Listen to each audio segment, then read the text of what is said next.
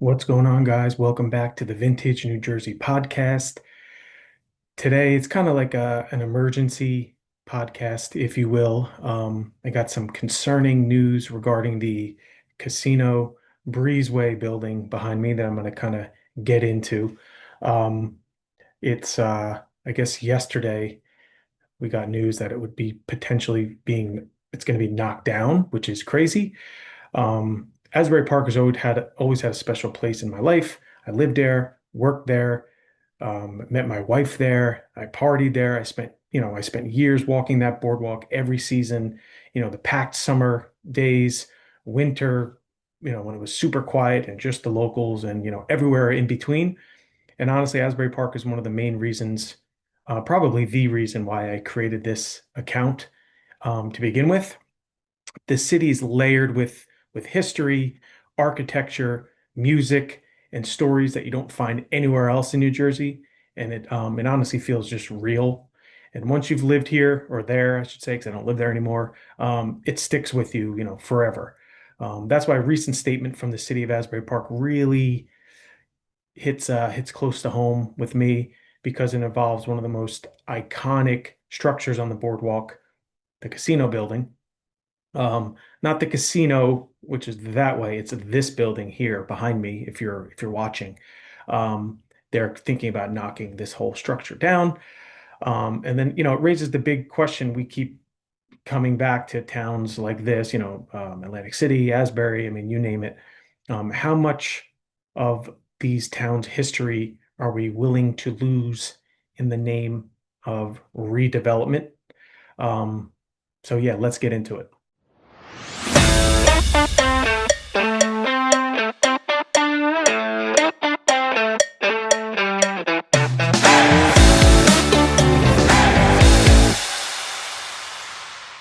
Before we get into the history, I kind of want to talk about what's happening right now. Well, I should say yesterday, January 27th of 2026, the City of Asbury Park released an official statement regarding the possibility that Madison Marquette may request a permit to demolish the breezeway attached to the historic casino building on the boardwalk. So if you're watching, it's the building right behind me, not to be confused with the convention hall, which is directly on the opposite direction. This wasn't a rumor. It wasn't social media speculation. This was an official city release. And I think it's important to actually hear what the city said because it's the wording that matters. I'm going to read directly from the City of Asbury Park release that was dated yesterday, January 27th of 2026 in the evening. Um, so here's what they said. The City of Asbury Park is releasing the attached statement from its redevelopment council, Mariziti Falcon LLP, I think that's how you say his name or her name, regarding the possibility of a request by Madison Marquette for a permit to demolish the breezeway attached to the historic casino building on the Asbury Park Boardwalk. The statement outlines that the city's deep disappointment with the prospect of demolition details Madison Marquette's history of unfulfilled redevelopment commitments and explains the legal and procedural steps that would be required before any demolition permit could be considered. End quote. That phrase, deep disappointment, is doing a lot of work here. Cities don't usually speak like that unless there's a long backstory, which in this case there is. What the city is acknowledging is that something residents have probably felt for years, repeated promises of redevelopment that never fully materialized, paired with requests that permanently alter or remove historic structures. And once something historic is demolished, there's no undo button. That's why this moment matters, because this isn't just about one breezeway, it's about just the precedent of it. So let's get into the history. The casino building and the breezeway. The building itself dates back to 1929, so almost 100 years, during Asbury Park's golden age as one of America's premier seaside resorts. It wasn't a casino in the gambling sense. It was a gateway, a grand entrance to the boardwalk's entertainment district, and it also connects Asbury to Ocean Grove. The breezeway was designed as a transitional space between the ocean and the city. People pass through it on their way to and from the arcades, theaters, and the numerous attractions on the boardwalk. And it actually shaped how visitors experienced the boardwalk and the city in general. For decades, this area was full of life, families, teenagers, tourists, locals. It was a part of the rhythm of Asbury Park summers and winters and fall.